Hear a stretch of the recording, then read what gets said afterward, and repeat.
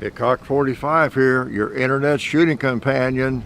Yes, coming to you from the beautiful hills of Middle Tennessee. You thought you were going to miss the music, didn't you? You music haters. Mossberg 590 A1. It's a good day.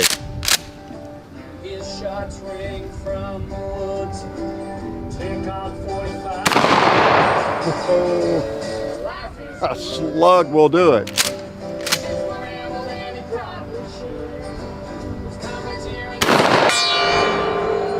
Ball.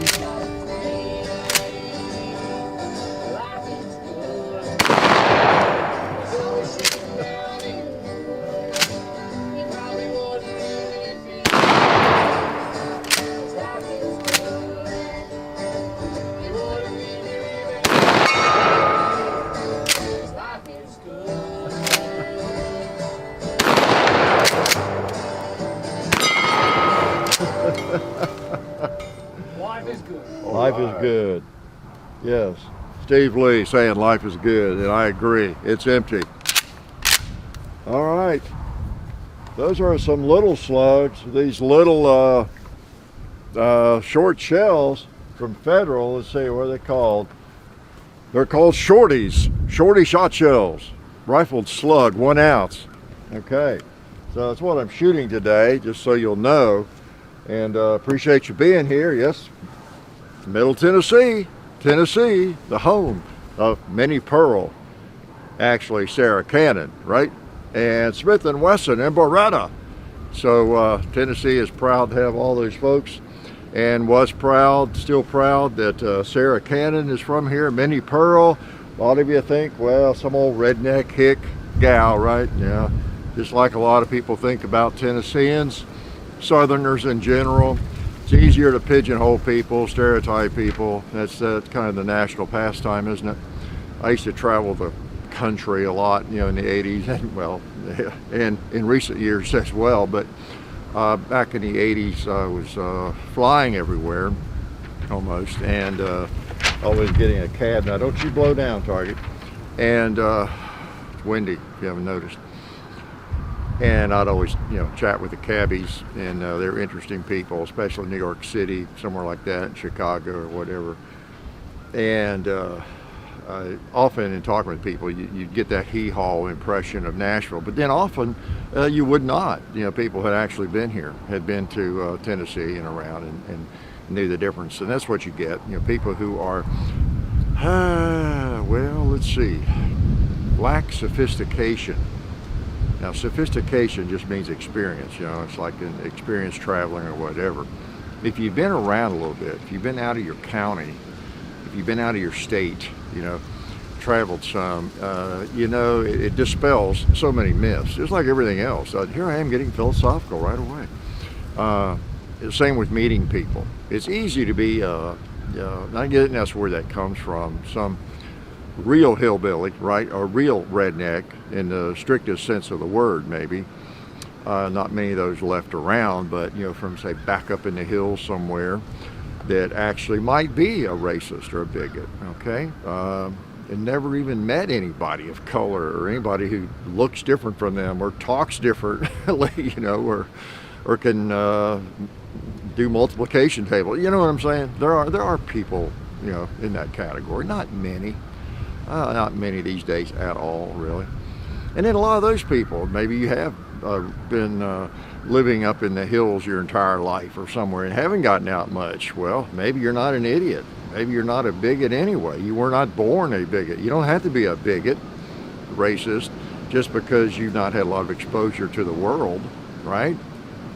A lot of things I've not known about or had exposure to, but I'm not going to judge them. They don't affect me, you know, so. But anyway, I don't know how I got off on all that. But anyway, it helps to get out and around and kind of see things and understand that everybody in Tennessee, well, I started to say, does not wear overalls. Well, what's wrong with overalls? I've been thinking about getting some myself. I really, for years, I have looked at them. I thought, you know, that, because I'm always attracted by anything that is a shoulder-bearing weight, okay? It's more comfortable to me. I'd rather, human beings were not really designed, I don't think, to have a belt cinched around their waist. Really? How long have those been around? A tight belt and things hanging on it that have weight. I've noticed just, I don't know if it's from inflammation back in my old diets or poor diets or what, but you know, a tight belt really bothered me and getting to bother me a lot. And one reason I'll carry a cross draw sometimes, you know, or other ways. But yeah, it just, you know, extra weight on your belt and then having to have that tighter to hold it up and everything. So I've often thought a pair of overalls with really nice pockets, like cargo. You don't see them with cargo pockets, you know, lots of pockets like I like in my Duluth pants and jeans and shorts, with nice big pockets, big cargo pockets and everything. A pair of overalls like that might be attractive to me. And anything I have in those pockets, guess where the weight's going to be? On my shoulders. I'm strong. I've got big strong shoulders. I can carry a lot of weight there. It'd be healthier and feel more comfortable, it really would. So anyway, oh, you never know where I'm going in these ramblings, which, by the way, new people, this is a rambling shooting video. It's a Sunday video. Stay away from them. If you hate talking, you hate rambling. Okay, this is just me casually at the range with a firearm I enjoy. Probably enjoy. As you all know, regulars, it's something I'm just in the mood to get out and shoot, like this 590 shotgun. But I also have something else out here to take a few shots with because I just need to shoot it some more and want to. And that happens to be a CSX. I have not sent it back yet. And I'm still shooting it. John and I have been shooting it since the video, even before that video posted on it. But there is some time between when we do a video and it gets posted, of course. Sometimes a lot of time, sometimes a little time. And yeah, just trying to see if that trigger is going to break in before. I thought we'd do a chapter 2 with it, okay? We've been shooting it a lot. Might do it later today or tomorrow or sometime soon. Because we've been shooting it a lot, and we'll shoot in this video some more. Just trying to make sure it's broken in. We put, oh, I don't know, 200 or 300 rounds through it. Probably going to shoot some more and then do a video with it. And whatever it is, that's where it is, okay? For one thing, a lot of people don't shoot a firearm more than 50 times, as expensive it is, and then they put it in their holster and they want to carry it. If it seems to work, they want to carry it. Everybody's not going to do a 1,000-round test before they carry a handgun. And as we all know, a lot of people are not even going to fire it probably 20 times. They're going to, oh yeah, it works, okay, that's my gun. You know, which is not necessarily good, but anyway, I'll shoot that some more and shoot this. Who else? Oh, there's Talon grips and Ballistol. Uh-oh. That's why I'm shooting it some more. Well, I'll be darned. That makes me mad. Okay, well, it fired.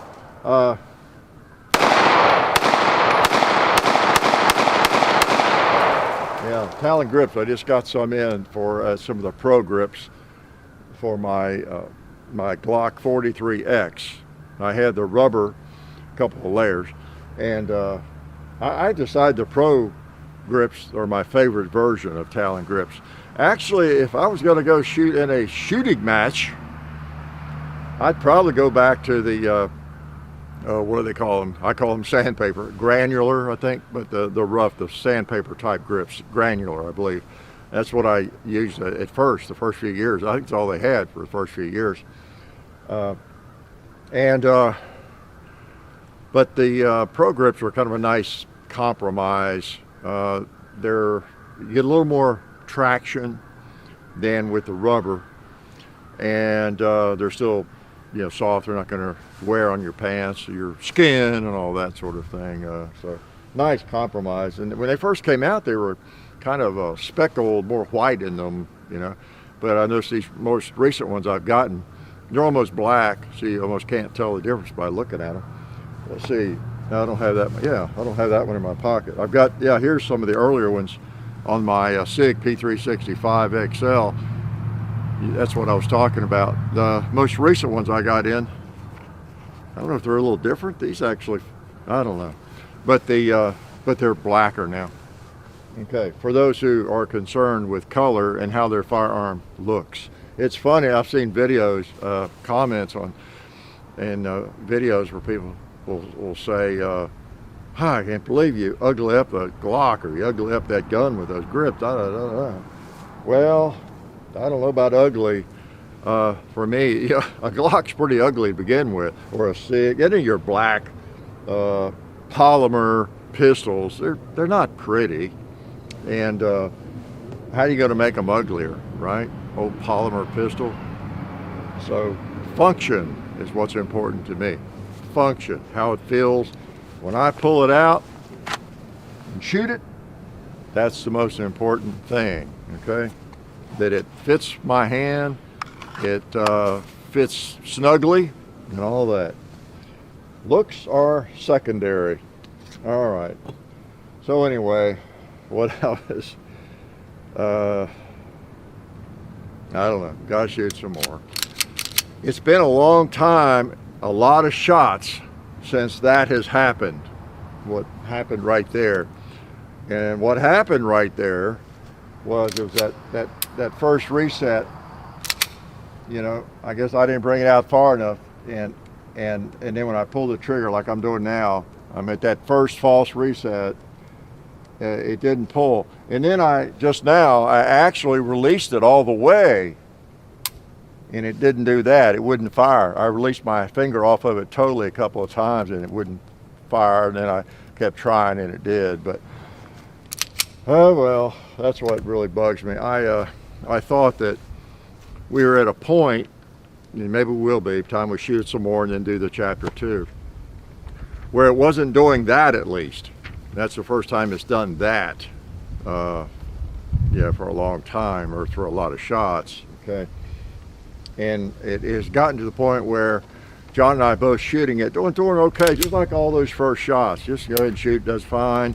And then occasionally, like 1 out of 30 or 40 shots, you'll do that. Oop, didn't release it all the way. But then as long as you release it fully, then it will, and then pull the trigger again, it will work, okay? So that's where we thought we were. Maybe we are, we'll see. All right, so anyway, that's why I brought it out, to shoot some more. And maybe I better put some more ammo in it. Quit hollering at you. I'll put some more ammo in it while I'm yakking, so we can shoot it some more, okay? Hope you all had a good week. I have, shooting a lot of different things. You saw the video with this firearm, of course. There were people who expressed that they had a similar experience with it. There were a couple of people I saw in comments that theirs hadn't done that at all. They've done fine. Other people comment that that's the way the trigger's designed. It's supposed to be like that, you know? And it's not broken, and I don't think it is. I think it's kind of the way it's designed. Several people commented that theirs did that, and after 500 shots or 400 shots, rounds, it's broken in and smoothed out, and it doesn't even have that reset, that false reset in it, okay? Or 2-stage reset, whatever you want to call it. Fake reset. So I don't know. I'm not going to shoot it 600 times just to see if I can do it. We're shot it a lot. I don't know if we'll go 600. Maybe we'll come close to that. I don't know, but you know, like I say, everybody doesn't do that much. A pistol trigger should not require that. In fact, I'm not sure I've heard of a trigger that might change that dramatically. Now, some of them initially will have a little, like a grit, be a little gritty, and then the more you fire it, you get some of that out of it. Works the newness out, I guess. And yeah, I understand that. And I think some triggers, maybe like a Smith & Wesson revolver, sometimes they'll actually get a little better with age. The metal is smoother, the sear, the hammer and everything maybe just kind of polishes out on its own a little bit. And maybe it was a lot of firearms, but nothing like this. And I don't want to be a Smith basher. I cut my teeth on Smith & Wesson. I love Smith & Wesson. Thought about buying stock in Smith & Wesson. I haven't yet, but you know, they just make so many great guns, you know. So But everybody doesn't hit a home run with every firearm, and they need tweaking sometimes, like the P365. How many of you have one of those or know somebody who has one? All of you? They are great little pistols, aren't they? Got one in my pocket, and I got another one or two. And they started out a little rocky, didn't they? I had to tweak those, so, never know. It's not necessarily the kiss of death if you introduce a firearm that has a little bit of an issue. If the overall design is good and everything else about it, is good. You had the drop safe issue with SIG, for example, and of course that's very popular now. The 320s. I think the military even adopted it. So I still think gun companies don't do enough testing, though. Some don't appear to do any testing. There's the sound of freedom, see, in my county. I think that was a gunshot. There's a house being built over there. You might hear some music, framers playing, but that might be what that was.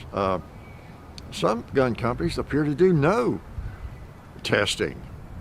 Yeah, really. I mean, think about some, and I'm drawing a blank now maybe, but well, the SIG, for example, the P365, or this. I mean, all you have to do is send out about 10 of those to some people who shoot a lot, seems to me. And, could have sent one to, we don't want guns early, so you wouldn't send it to me, but if I had gotten my hands on one early, if I had wanted to, and I would have taken, shot about 2 magazines. I would have called them up and said, yes, you owe me some money as your official tester here because I uncovered this problem that apparently eluded your researchers, okay, and your design people. Yeah, have you noticed it has a false reset? At least this one does, so I don't know. I just think it would be some of the things that don't get caught in production or in design. I don't understand. Just don't understand. Okay, we're trying to get them out too soon, I guess. All right, let's shoot this shotgun some more too. The 590. I think that might be some lumber being unloaded or something. See, it was gunfire. I thought it was gunfire. You'd think I would understand and know gunfire by now. Speaking of ugly, nothing pretty about this thing, is there? It's polymer, just very functional. Good old 590 A1. And I've told you about this, but this was one of the first shotguns. I bought these when they weren't cool. I've got to shoot that target. Well, I did, say before it blows off there.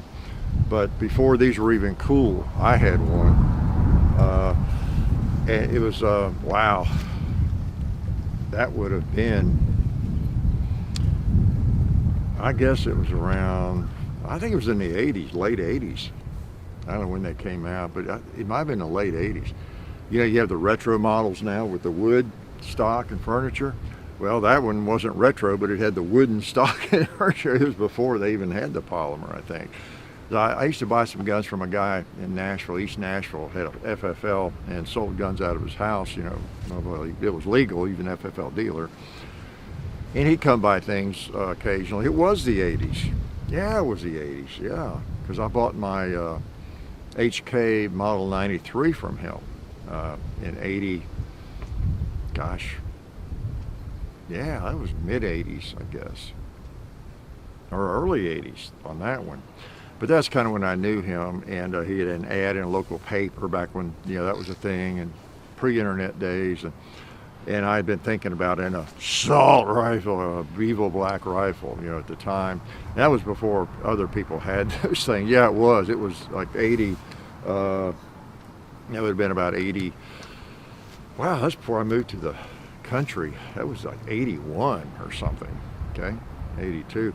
And then I bought an AR soon after that because that was so much fun. The HK93 had a collapsible, a telescoping stock on it, if you're familiar with that. And I bought it from him for $300. It was like new, $300. Can you imagine what that thing's worth now? I don't have it. But never did have a 91, but I had the 93. And anyway, some time after that, he had one of these, the wood furniture, and I wasn't even familiar with it. And he thought it was so cool because it would take a bayonet, or maybe it was his, I don't know, but I bought that from him. And in fact, I carried it when I was volunteering for the county police back in the in 90, 91, well, through the 90s. I volunteered, helped the county police here, once a week or something like that, a Saturday night. And when I rode with them, I was a plain clothes expert. I had my shotgun, and then whatever, Glock 23 most of that time, I guess. But so anyway, I don't know where I was going with all that, except yeah, that is kind of an ugly gun. And you know what? I'm gonna put something on it so I can shoot the target before it blows down. We have a lot of wind. I got some number 8 shot here too, and these little baby shells. The reason I'm shooting these is we were going to maybe do a video with it, with these shells, and I've got that adapter in it. And where's my knife? I don't wrestle with boxes. I don't wrestle with anything to open it. Nothing. Plastic wrap. That's why I keep a sharp knife in my pocket. If I start to open something, okay, I've got an easier way to do this. It's in my pocket immediately. Yeah, what's that thing called? Opsol, right? Opsol, yeah, out of Texas, they make those. And I don't think they work in every shotgun, but they work pretty well. It's been my experience in the Mossberg series, these separate. So these are number 8s. They've got little baby round pellets in there, don't they? I'll shoot a couple of these. So this is an option. I haven't used this thing a lot, this Opsol, but I've used it enough that it fits in there tightly, and it seems to work like 100% reliably. I mean, so far. And I don't know. These little shells pack a punch. I don't know if you could tell on those slugs. Well, see, John was reading this yesterday. I think it was, 1,200 feet per second with an ounce of lead. That ain't bad.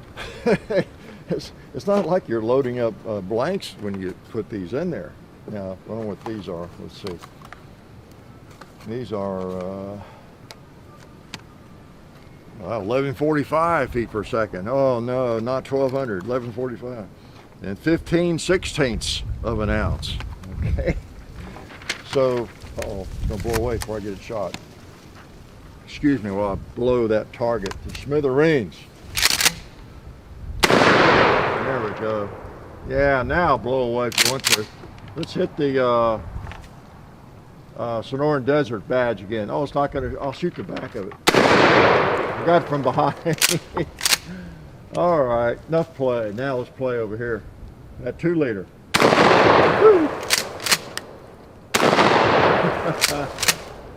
How about the red plate? Again, boys and girls, I have birdshot in here, so I don't want to shoot a bowling pin. Why not? Let's shoot the cowboy. Hear that? That little baby shell, that's not too close either. See that? So that would be fine for home defense. Might be, in fact, ideal. I don't know. Well, I'm not a home defense expert. I just do what I do. Whenever you start talking about home defense, shells, or birdshot especially for home defense, or anything like that, you bring out all the experts, don't you? And these people who think they are experts. And yeah, that's the interesting thing about the internet, isn't it? You don't often bring out the experts. If you say something dumb, or if you say something controversial, it just occurred to me. It's not. I was thinking. Clint Smith flashed into my mind. You're probably not going to bring out the experts if you say something that's maybe not correct, even, or is on the edge of being incorrect, or is a little controversial. I don't think the real experts, and you can name them. I can name a bunch of them. Tiger McKee, Masa Yu, Clint Smith, Jeff Cooper. He doesn't get on the internet much anymore. But, you know, you can name a bunch of people who are real experts. in firearms, and they're not the ones jumping on the internet and bashing you for what you said, are they? Do you ever wonder why that is? Yeah, it's those ninja warriors, isn't it? They're the ones. They're the ones that are after you. It's kind of funny. It's in some ways though, I think I'm rambling topic to topic. Sorry, but well, I'm not sorry, but sorry for you that you don't have something better to do, right? It does seem though. Is that my imagination? Because I don't get around that much on the internet. I'm on the internet a lot, but I don't get around like a lot of you do, maybe. It seems to me, probably mistaken, unfortunately, but it seems to me there's less of the bashing within the firearms world. Is that just me? I don't know. Have a lot of people grown up on the internet, or people who are on the internet either watching gun videos or doing gun videos or playing Ninja Warrior? Have a lot of them just grown up maybe? Or maybe they have realized they're into what they're doing, they're making a couple of dollars doing it or a lot of dollars doing it, and they have, I don't know, been more focused on what they're doing than on what other people are doing. I don't know, maybe not. I really don't want an answer. I'm sure I get a whole spate of people who are doing nothing but bashing people or something that I don't know about. But it just seems like I don't hear about as much of that. I don't know. I like to be optimistic that people have grown up a little bit. Even maybe the Ninja Warriors, the mall ninjas, when I say Ninja Warrior and mall ninjas, I'm talking about people who think they're a warrior, okay? Not talking about people like whoever, John Lovell, Poet Warrior, or all the people who actually are operators, have been operators or whatever, veterans and those sorts of folks. Again, they're not the ones generally that are going to be coming on and bashing people, right?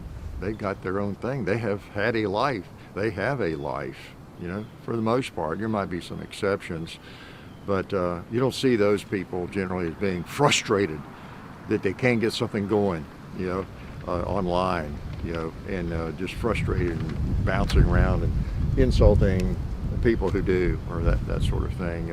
It's generally the mall ninjas, right? The mentality. Everybody's a FUD, but me, I'm a mall ninja. Everybody else is a FUD or something, right? And picking apart what everybody has said, whether Joe Rogan or me or anybody else, because you can take things out of context on anybody, make them look dumb, right? And make you feel better, or make the person, the mall ninja, feel better. But I don't see as much of that or hear about as much of that. And maybe that's encouraging. Maybe it is. Maybe I'm just ignorant. Ignorance is bliss, and that's fine. Because I do pretty much blissfully just do what we do. Imagine that. John and I focus on what we're doing and not on what other people should be doing, or not doing right, spending half a video self-promoting, or something. So anyway, enough on that. I just occurred to me. Speaking of videos and that kind of thing, I saw a comment this week. And I thought, oh, well, there's a line.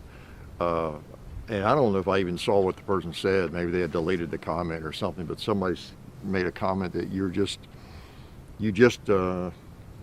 just broadcast your ignorance to the world. And I thought, that is so good. Broadcast, because that's what some people do. Aforementioned mall ninjas, broadcasting their ignorance to the world. That's what amazes me about the internet in general.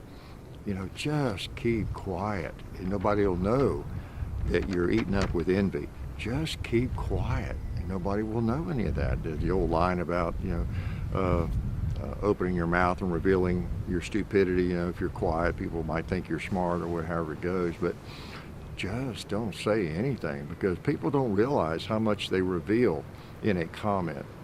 They just don't, or they don't care.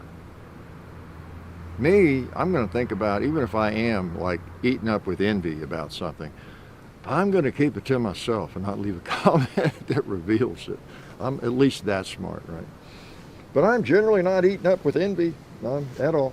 So anyway, what else? Let's shoot this thing some more. I loaded mags. Gosh, it really makes me mad this thing is still doing that. All right, or I'm doing it.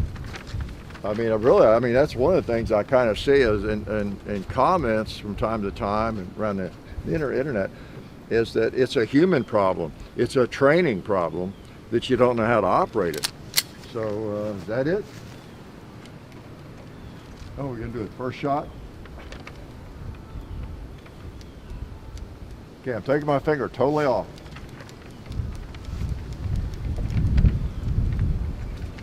All right, let's pull back on the hammer. That didn't fix it. There is one in the chamber, I think.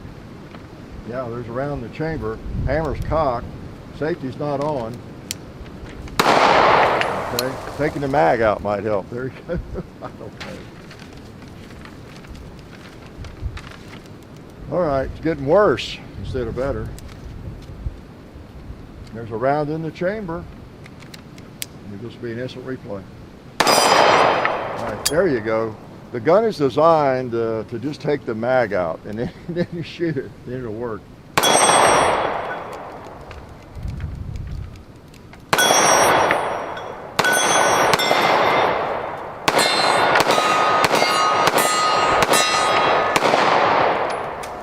All right. Now I haven't cleaned it, I will admit that, but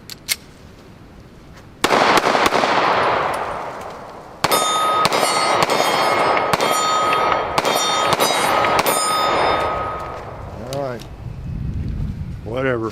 I don't know.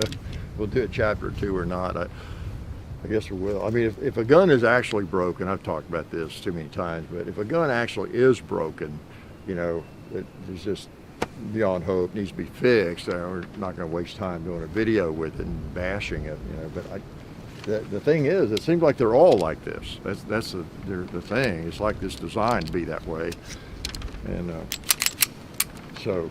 Oh well, we'll see.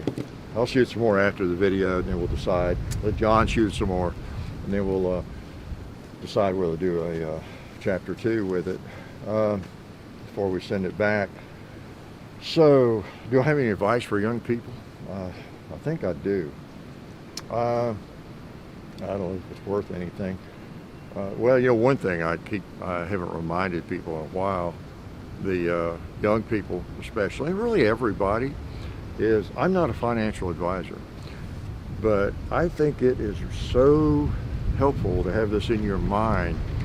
It's like once every month or once a year at least, get a yellow pad out or do a spreadsheet, you know, do that. And it doesn't have to be exact. You can do it if you're a spreadsheet freak nerd like me.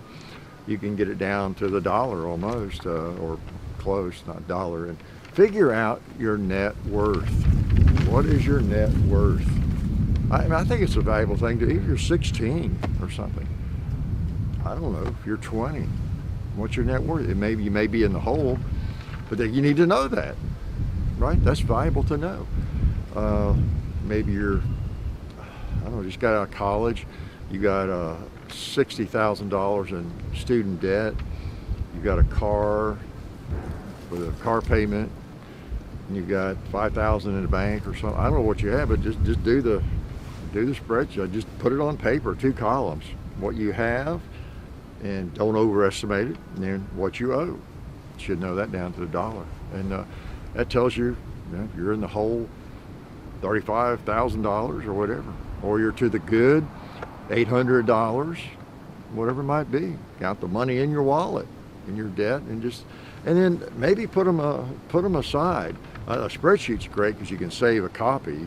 I love how you can do it on paper too, but save it from like 2022, December 31st, my net worth. Then 2023, December 31st, whenever you want to do it, and save that in a folder or whatever. What my net worth, or what did I eliminate? I eliminated some of this debt, so now my net worth is in the red or in the black instead of in the red, that kind of thing. because we all need to be moving towards a better net worth, right? And your investments, you have stock investments, whatever you can, or silver coins, whatever it is, you know kind of what they're worth. Put it over there, and that changes, daily, monthly. But just currently on December 31st, here's what my stock portfolio is worth. Okay, my 401k, whatever it is.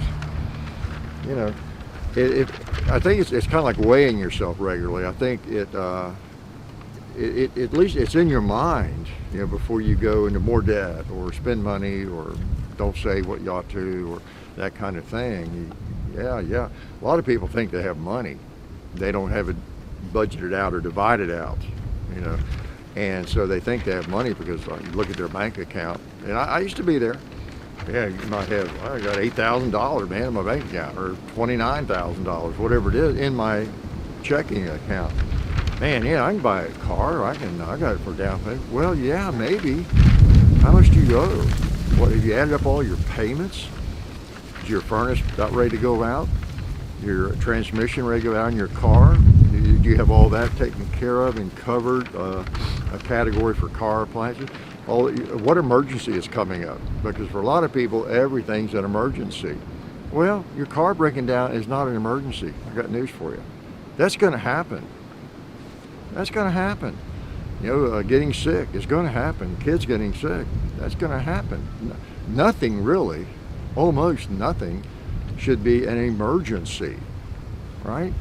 Even back before I was as good about this, I did realize in the early 80s, I was traveling a lot, some by car, and I had a 1981 Volvo, and it was old boxy ones. I loved that thing. I had an 83 too, they were expensive. The maintenance was kind of expensive when you needed it and everything, and I got to figuring this out. Man, I don't want these surprises. And I would keep an account of, I allowed at that time, which wouldn't hardly do it now, but $100 a month. That's like 40 years ago. I'd put $100 a month aside for maintenance for the car. And then if something came up and I had to, it was $800, well, I had the money there, So that might have put me on the road to taking care of my finances better, because that stuff is going to happen. My furnace is going to go out. I've got 10 years almost on my furnace. They don't even last a lot longer than that these days, or one of my furnaces. It's going to go out. That's not an emergency. It shouldn't even be a surprise. It's going to happen. It's like tires. Oh my gosh, well, we don't have money to do this month because we had an emergency. I had to buy tires for the pickup or for something. Oh really? You expected those tires on there to last forever, huh? So anyway, you know what I'm talking about. Just track that. And the other thing with young people was you never know what you're doing right now that's going to make a difference, in the future. And I think that's one of the things we have a hard time with is patience. Patiently doing something, whether it is saving, or eating better and seeing the results over a period of time. We live in this fast-paced society with microwaves. We want immediate satisfaction. I get frustrated if I'm going to a website and it's too slow to load. It takes 2 seconds. We're all kind of that way. We're conditioned. But a lot of things just take time. They take time, and you don't know what the future is going to bring.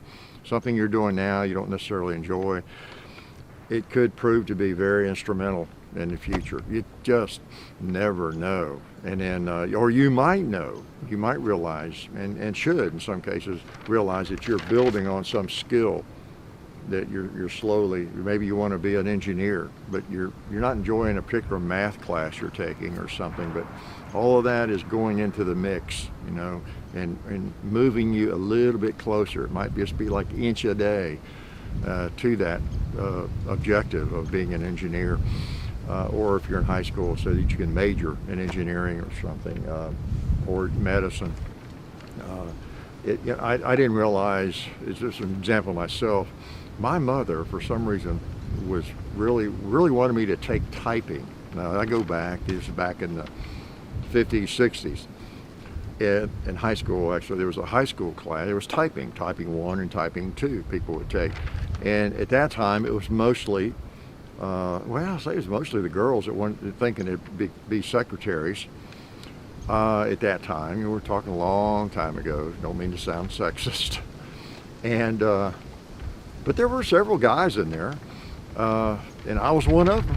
My mother thought I should. It was an elective I kind of needed anyway, and so I took typing. I think it was a sophomore in high school, and this is no electric typewriters. It was the manual kind, and I took it and actually did pretty well. I kind of enjoyed it. It was fun. I picked it up pretty quickly and enjoyed it. I got to where I could type 100 words a minute, later, and still can.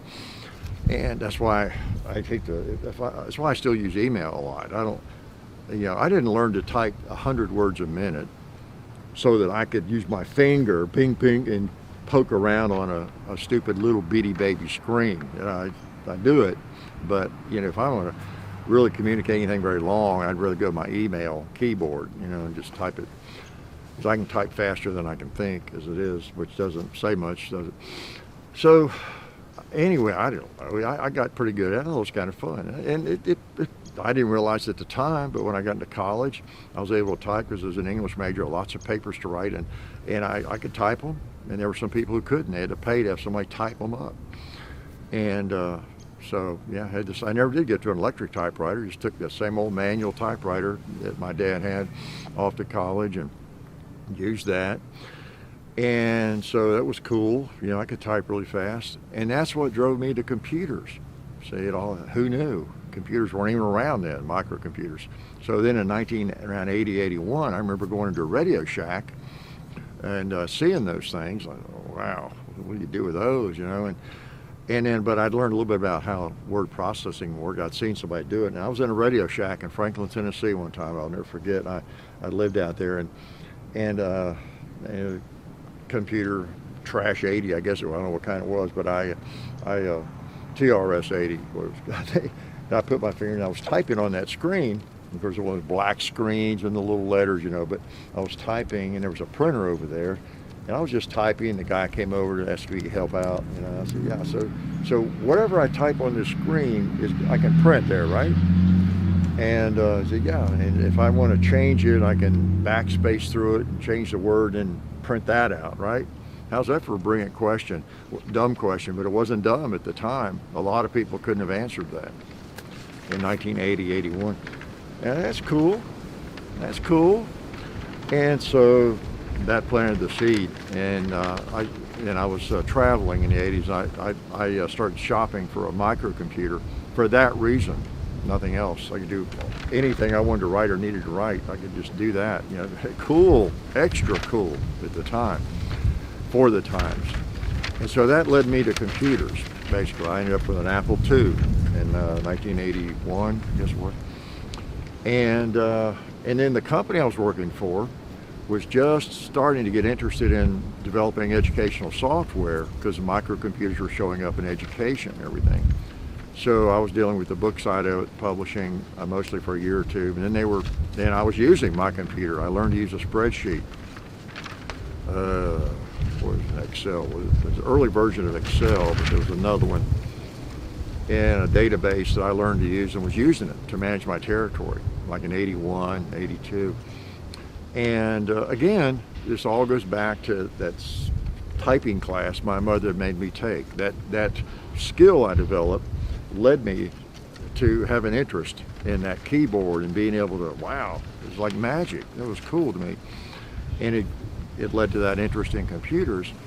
And so they were starting up a division, the company I worked for. It was a C.B. Mosby company, nursing publisher at the time, publishing medical. And they were looking for someone interested in traveling around, the country and demonstrating software, and who knew something about these microcomputers that were showing up. I put my hand up, and there were really only a couple of us. And the two of us had a very interesting job for a couple of years before it was folded into everybody, before everybody finally caught up with us. And I wasn't a genius at all with it. I just knew enough to be dangerous. You didn't have to at that time. If you knew anything about computers in 81 or 82, people thought you were a genius. If you now turn it on and reboot and all that, save things. But so I had half the country, everything east of the Mississippi, and I just had a airline travel card and I could just set my itinerary and go any college I wanted to that thought was potential in Florida and New York, and I did. Flew around the country and rented cars and drove. And sometimes I'd take my Apple computer, other times I didn't. That was the only downside. There were no laptops yet, you know. And it was an incredible experience, really, when I think about it. What I did, no GPS, no internet, you know. But I was, you know, so it made it a little more difficult to travel. I didn't know it at the time. I had used maps, you know, getting through Poughkeepsie, New York, and up to, my gosh, what's the city in the middle of New York? Great basketball team. I can't think of it right now. But then driving on over to Buffalo and showing that stuff. And everywhere I showed it, man, they'd buy it. They'd suck it right up. You know, they loved it because it was all new, and it worked. And anyway. It really helped my career. And then when I came back to teaching, the same thing. They were kind of behind and in all this, and it was frustrating because in 1990, a lot of kids had computers, their parents and everything. It was in a private school, and I'd been, you know, immersed in it for 10 years. And I'd have students come up, we'd be writing something in class, working on an essay or something, and I'd have kids come up and say, Mr. So-and-so, is it okay if I finish this at home or work on this at home, do something else now? Because I'd rather do it on a computer, you know. So it was a weird time where some people had computers, some didn't. And the ones who did were like me, like, why would I write on a piece of paper when I can type and do it on a computer, you know? So it was a weird, interesting time.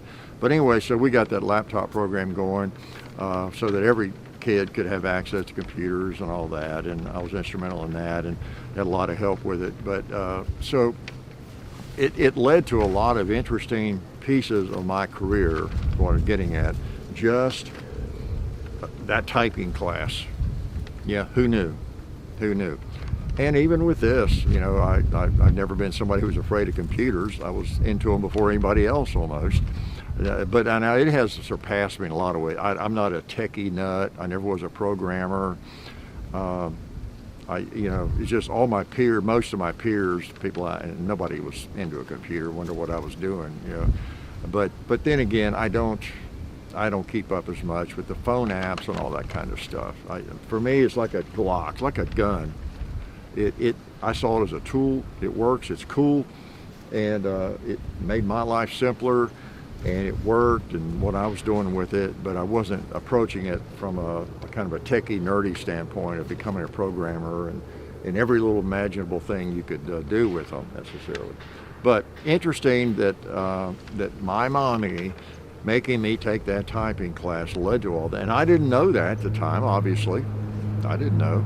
But again, as I was about to say, in this project, if I were like computer phobic or afraid of computers or had no interest in them and didn't want to mess with them, or technology like digital cameras when they came out, because of I was involved, my classroom where I taught was like what we call it, started out very expensive. It was a model technology classroom or whatever, had digital camera, the very first ones that took the floppy disk and everything else.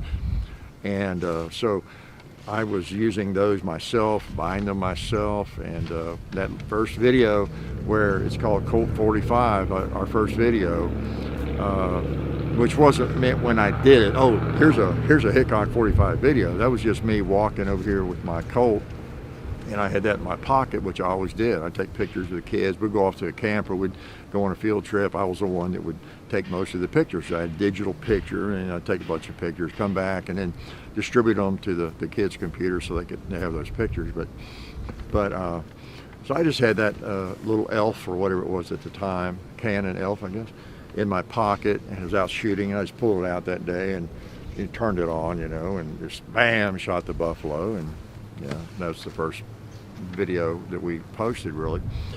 So through doing this and not having fear of cameras or computers and the internet and that kind of thing, you know, it served me well in starting this up. Maybe I wouldn't have done it. I don't know about the internet. I don't want to be posting anything on it. I don't know how to do that. Don't care about it, you know, that kind of thing. So you just don't know what's going to be a part of your future. Teaching was probably instrumental in making or allowing me to be more comfortable in starting doing this. Even though in the very beginning, I had spent a lot of time yakking in classrooms, you'll notice I'm kind of awkward in front of the, probably still am, but I'm more awkward in front of the camera. It's not because I'm not used to talking to people, but there's something different about the camera. Y'all know what I'm talking about with the camera looking at you. It's just weird talking to a camera, more so than a group of people, okay? So, you know, every little thing, you know, the teaching I did, you don't know what value that you're going to be getting from that exactly. You know, it's not just your paycheck or whatever you're doing at the time. Down the road, especially these days where people change jobs so many times, and I did several times, but you know, the teaching, when I went into publishing, it was sales, it was a soft sales, but getting around and talking to people, you know, having been a teacher, had that experience, it helped me in that, you know. So anyway, that's my advice. That was a long piece of advice for young people, wasn't it? But you never know what it is. And the other side of that is you need to be working on something and getting some experience, okay? If you're just sitting on the phone, playing with your phone all the time, you're not picking up experience or education. You know, you're not making a lot of ground maybe, right? So that's the beauty though. Everything is right here, right here. You're at your fingertips. I watch videos all the time on a wide variety of topics, whether it's finance or it's guns, just anything. It's there. There are a lot of smart people. Nutrition, you know, diets and that kind of thing I've been working on lately, as I mentioned to you, keto diet. There are so many people, and you all recommended some doctors I wasn't even familiar with, but a lot of you are very familiar with the ones I did mention a week or so ago. I mean, it's there. There's no excuse for being ignorant these days, really, about almost anything. Now, you also have to be able to sort through, be a critical thinker, and realize who the idiots are, right? On the internet, like the one you're looking at, you got to be able to tell the difference. So anyway, let me load these mags again. Is it okay if I shoot this CSX one more time on here? You know, I may shoot the shotgun before I let you go. Do I have any other announcements? No. Yeah. John keeps telling me he's going to text me.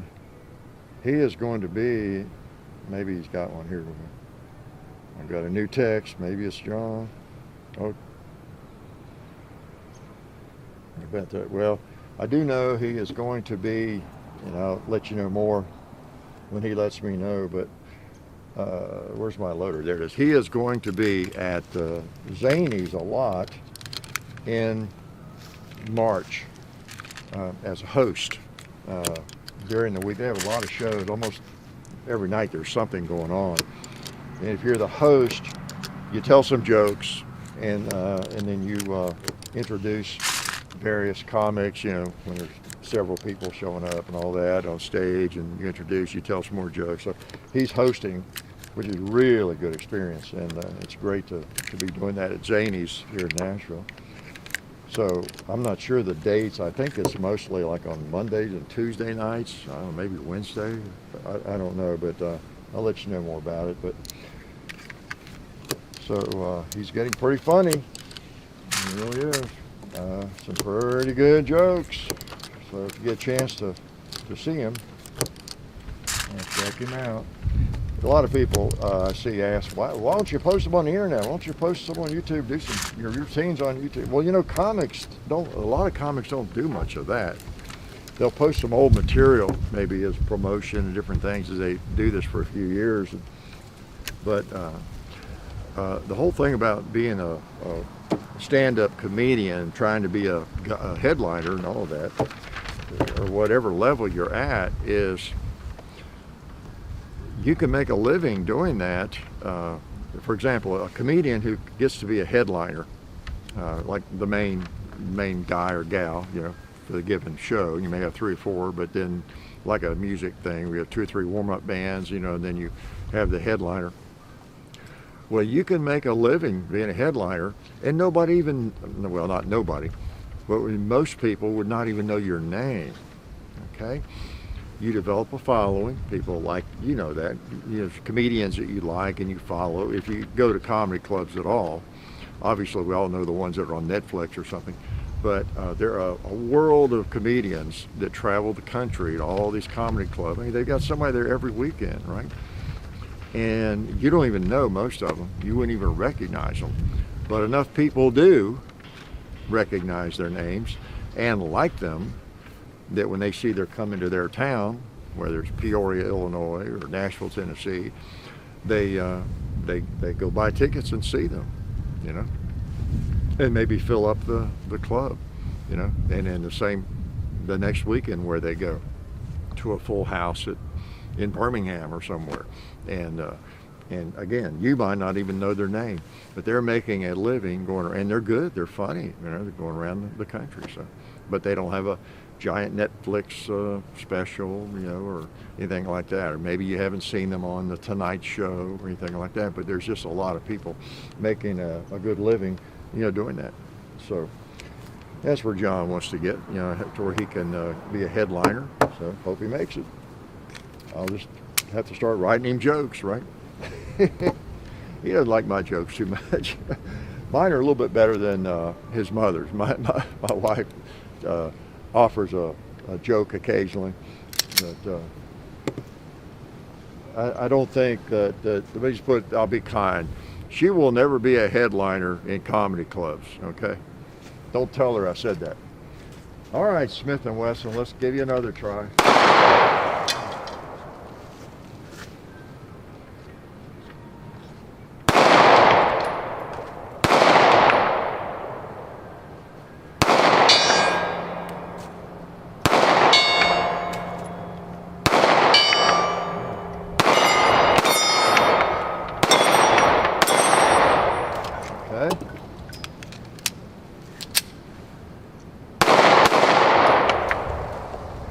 There we go.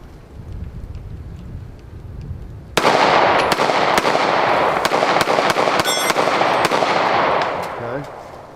Did it again, then finally fired. So that's where we are with that thing. Yeah, I guess I haven't changed my mind about it yet. I would be concerned about it doing that at the wrong time. Okay. But it is other than that, it's a good little shooter. It feels good. Other than the fact that you can't rely on it, it's a great little pistol. All right, can I shoot this one more time? Let's shoot a couple of slugs. Like I say, if you're not familiar with this, I assume too much knowledge. I know I shouldn't. It's a standard 12-gauge shotgun. People who don't know, and this company, there may be others. OPSOL, okay, out of Texas. They make this 2.0 flex, whatever it's called, but it's a little Opsol rubber device. You just stick it down in the receiver like that. Just goes right in there and pushes in there, and it holds just a little tight. It stays there. Okay, that enables you to shoot shorter shells, like these little baby shorties. Okay, and it's empty. I'm gonna put a couple in. It I guess more importantly, it causes you to be able to cycle them without hanging up the action, because that's what you get with shorter shells. Sometimes with a 357 Magnum lever gun, for example, or a 44 Magnum lever gun, they won't cycle the special 44 special or the 38 special very well, because it's a shorter case. Everything else is the same, you know, and you know, same case except shorter. And some will and some won't. Some will sort of do it and less reliably and everything. So you got an action. It's designed for a certain length shell or case. Does that make sense? And you get away from that, and you might have trouble. Okay, you might, but you might not. But with a shotgun, yeah, you would. So you need to have that piece in there if you're going to do that. And with some shotguns, I'm not sure which ones. I think they don't work as well as with others. I believe they make one, don't they, for the 870? I don't know. I just know it works well with the Mossberg, and so if I'm going to shoot these little ones, that's where I shoot them. And that's handy because you can put them in the little shockwave. This mag, I think, holds 8 rounds of standard 2 3/4 shells, and it holds 13 of these. All right. So that's quite a capacity increase, and it seems to do, so far, seems to do really well. Let's shoot some of these. Like I said, I think I'm confident enough. I would have no problem keeping these in here for defense. And I've got some from Federal, some 4 buck. I need to shoot some of those. I didn't bring those over here today.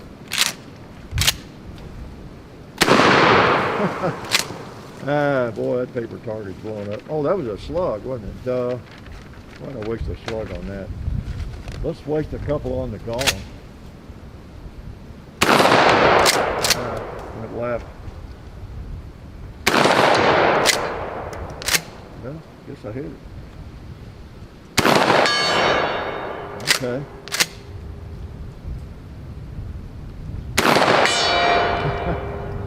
I think on that, I guess it was the second. The first shot, I guess I just missed. I think it felt like I went left. The second shot, I think I actually went low. I didn't hear the sound of the gong, but I saw it shake. And so what I must have done was I hit the post. I think I went under it and hit the post, which caused the gong to shake. Boy, I'm a genius, aren't I? All right. Did I rack one in? Let's test my flinch. No. Yeah, just holding a little bit low. I'll tell you what, for having no sights and just a little bead, a little bead front sight, this thing is a pretty good rifle. I'm going to hit the turkey. And I'm confident I'm going to hit him.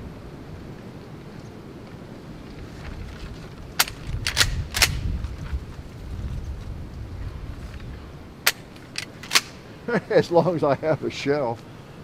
Oh, how that happened. Okay.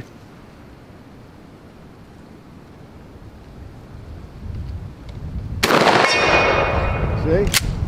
I'm able to express confidence that I'm going to hit him. I'm going to try that again.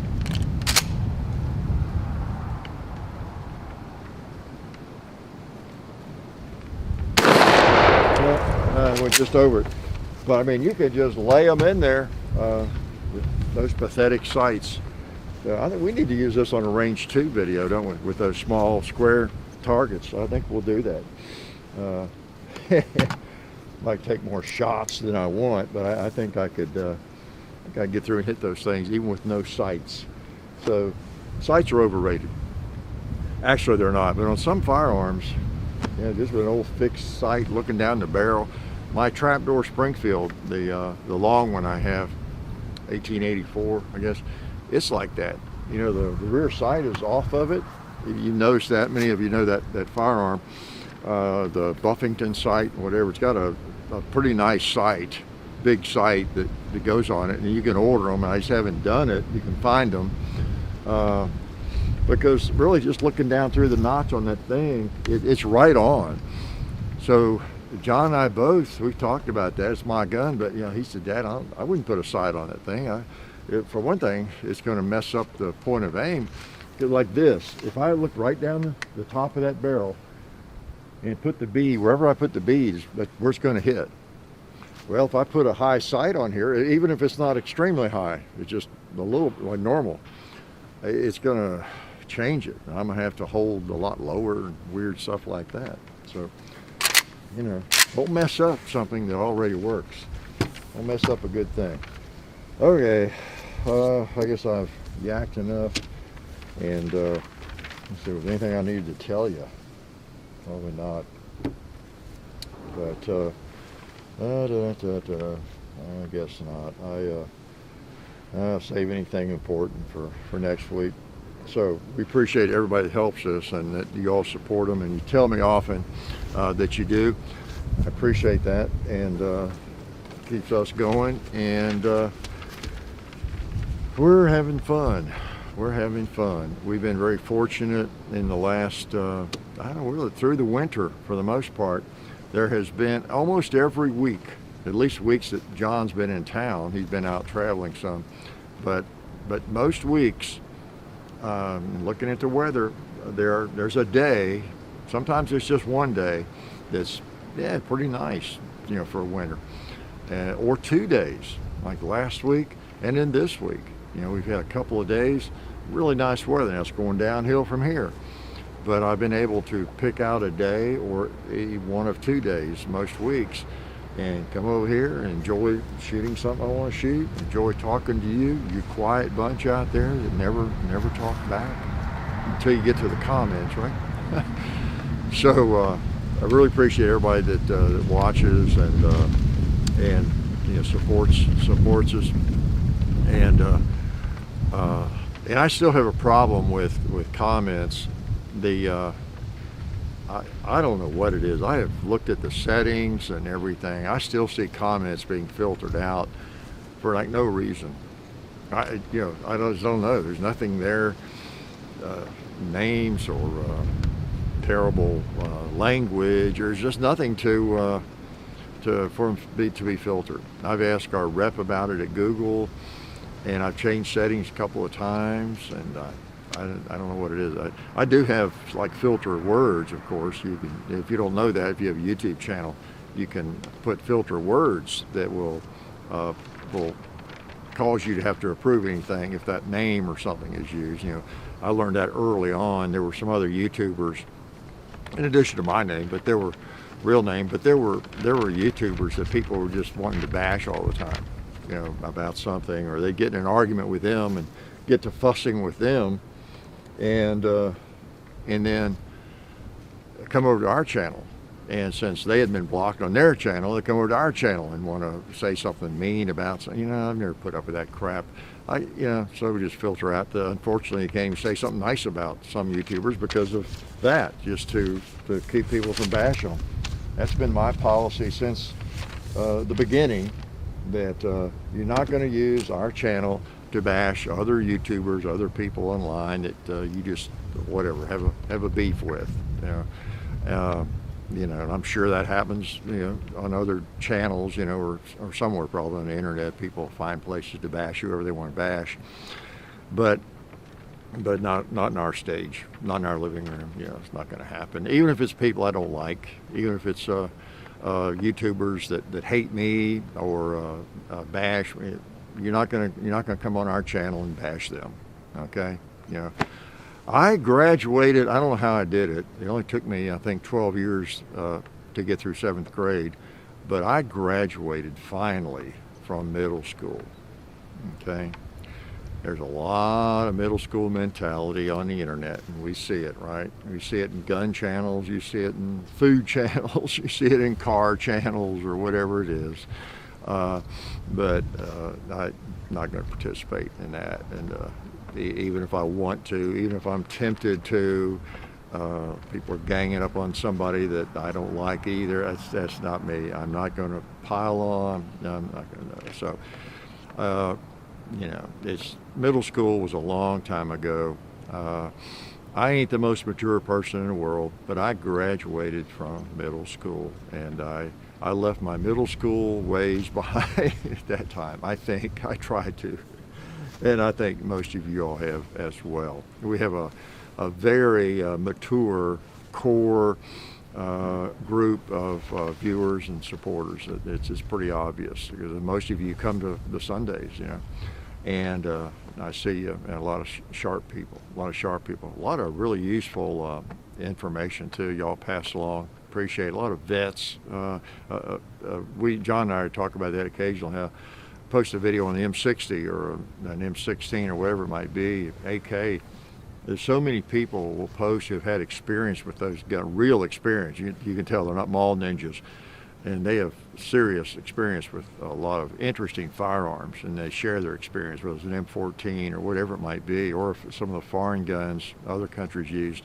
Because obviously we have a lot of people and all over the planet that watch and comment. You see them. A lot of people from Germany and Switzerland, everywhere, Australia, and we appreciate all the viewers and the information that you provide for the other viewers. I've learned a lot from you, and I know they have too. So that's all good. The internet can be a great thing, can it? Videos can be a great thing. Maybe there's some information in the video that's useful, and then maybe there's a lot of information in the comments, people sharing their experience. So we all need to try to do that as much as we can, right? So I appreciate you all and your support, and I'll probably be back. This is what I can't read it. I think it's one. This is 112, right?